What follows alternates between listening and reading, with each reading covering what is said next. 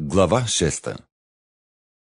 Братя, и да падне човек в някое прегрешение, вие, водените от духа, поправяйте такъв с дух на кротост, като се пазите да не би и вие да бъдете изкушени.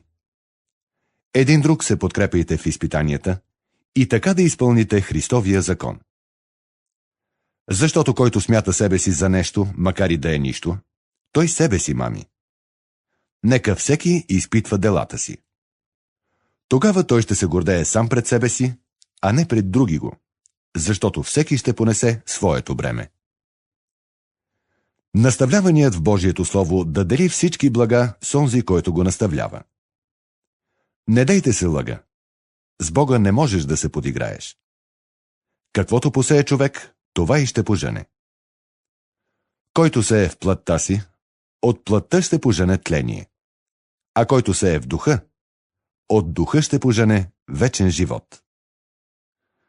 Нека не се уморяваме да правим добро, защото навреме ще поженем, стига да не се обезсърчаваме. И тъй, докато имаме време, нека правим добро на всички, а най-вече на своите по вяра. Вижте колко много ви написах със собствената си ръка. Тези, които искат да се понравят с обредна външност, те ви принуждават да се обрязвате, само за да не бъдат преследвани заради Христовия кръст. Защото и онези, които се обрязват, сами не спазват закона, но ви принуждават да се обрязвате, за да се похвалят с вашето обрязване.